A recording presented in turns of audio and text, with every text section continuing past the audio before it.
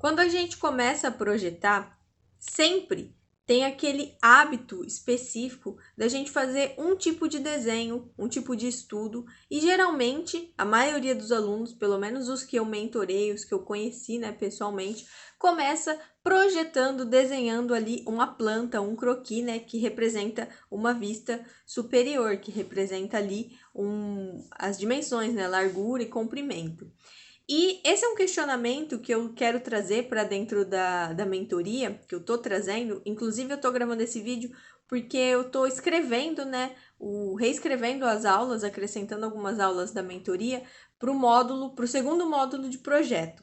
E essa é uma coisa que eu quero ajudar muitos alunos, que é vocês entenderem esse meio, né? Esse método que a gente tem, meio que automático, de começar a projetar simplesmente em planta direto, né, em planta e sem entender aonde isso vai levar a gente, né? E o que acontece? Esse módulo que eu estou reescrevendo já entra na etapa de anteprojeto. E isso leva a gente a entender que o anteprojeto ele tem que ser um aprofundamento, né, do estudo preliminar, porém ele ainda não é a proposta arquitetônica final. E nesse módulo também a gente chega em proposta arquitetônica final.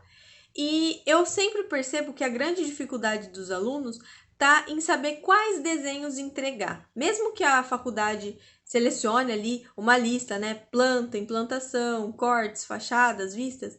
Mesmo que a faculdade deixe isso bem claro, eu percebo que os alunos eles não entendem como ir além disso. Mesmo porque sempre tem o tempo muito curto, muito corrido, então um aluno que está ali e precisa fazer a implantação, as plantas e os cortes, ele não vai deixar de fazer isso para fazer um diagrama, para fazer um desenho esquemático ou um croquis mais artístico e digitalizar esse croquis. Então, a gente acaba ignorando outras ferramentas de projeto, de representação, principalmente, a gente acaba ignorando isso porque a gente fica seguindo ali, a maioria das vezes, essas diretrizes mais óbvias da faculdade, né? Que é aquela listinha. Ah, o que eu tenho que entregar no meu TFG? A implantação, as plantas, 2 cortes ou 3 cortes, as fachadas e a planta de cobertura, por exemplo. E um render, um 3D. E quando você começa a fazer um TFG, principalmente quando você tem um conceito muito bem desenvolvido, você tem ali na tua monografia um mapeamento, né, de problemas que você resolveu no teu projeto, você tem ali um público-alvo muito bem específico, né, com características, com sentimentos e tudo mais, essas plantas, implantação e cortes, muitas vezes não vão conseguir passar a mensagem que você está querendo, não vão conseguir, nem os renders, não vão conseguir esclarecer como você resolveu alguns dos problemas, né, que você mapeou no tema, na monografia ou no teu artigo.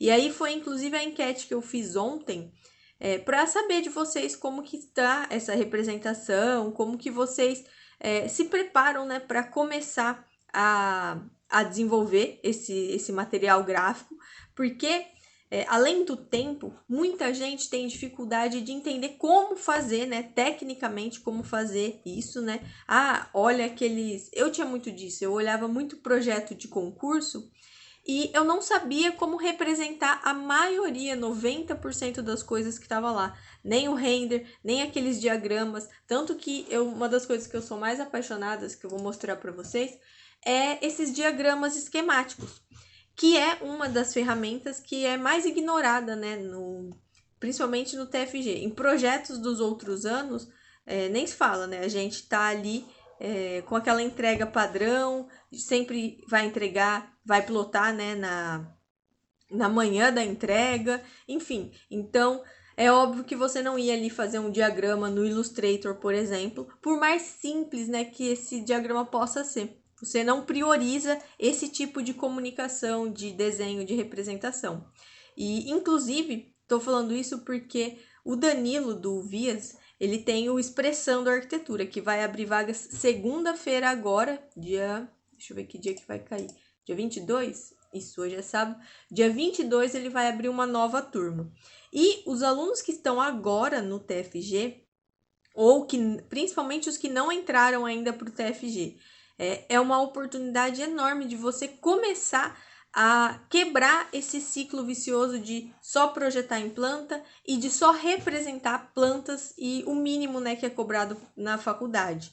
E não só o mínimo, não entender como o seu projeto pode ser demonstrado, pode ser comunicado de outra forma. Eu vou mostrar aqui para vocês. Isso é parte do roteiro da aula, né? Da aula 59, diagramas, esquemas e mapas. E aqui eu pontuo, né? Quais são as vantagens? O que esses diagramas apresentam? Geralmente, a gente consegue mostrar muito evolução de projeto, a expressão gráfica do conceito, um esclarecimento técnico, movimento, fluidez. E aí é onde a gente vai...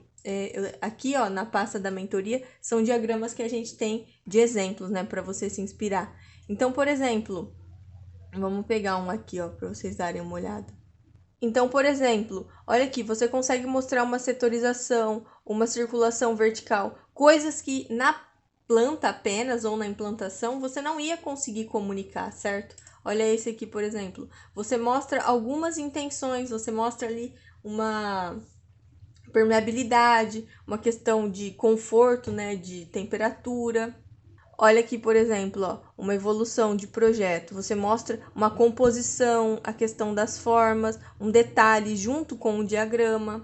Olha aqui outro, uma questão que você consegue mostrar os pisos, né, os pavimentos, a circulação vertical, aqui ó, em vermelho, né, e a ventilação, como que essa ventilação, né, tem esse efeito chaminé. Então, tudo isso é para você conseguir mapear. E aí aqui eu vou mostrar um pouquinho do expressando, né, aqui é a página que eu vou deixar o link para você entender quais são os processos, né? Quais são as etapas que ele te ensina, né? A pegar um projeto e tornar isso uma apresentação interessante. Aqui são os programas, né, que eles usam. E aqui você pode ver, ó, o tipo de projeto que você vai aprender a representar, a produzir, né? Isso aqui são projetos dos alunos, que a gente está com as vagas encerradas, mas vai abrir dia 22. Então, tá vendo? Olha aqui, ó, um diagraminha aqui. Além, né, dos diagramas de elementos que você vai aprender a representar, você vai aprender a diagramar a prancha em si, certo? A fazer essa composição da prancha e a entender, né, quais elementos de desenho você deve colocar. Além de aprender, né, como fazer essa representação mais artística. Enfim, tem todos os detalhes aqui, depois vocês podem dar uma olhada.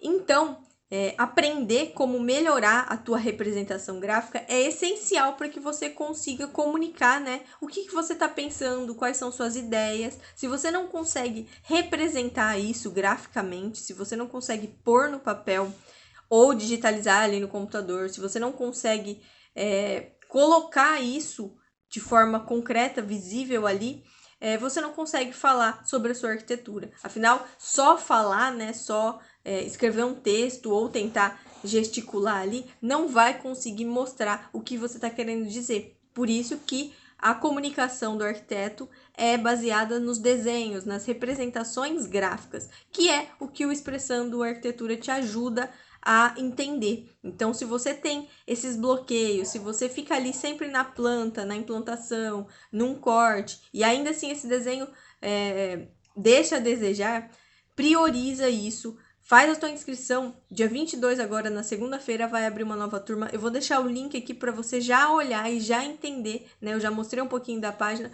mas já dá uma olhada, já se programa, porque isso é essencial para todos os anos, né, da tua faculdade e principalmente para o TFG. Então fica aqui o convite, o link está aqui embaixo, dá uma olhada e não deixe de evoluir a tua comunicação gráfica, a tua habilidade de representar e expressar em arquitetura. Te vejo logo mais em qualquer outro conteúdo.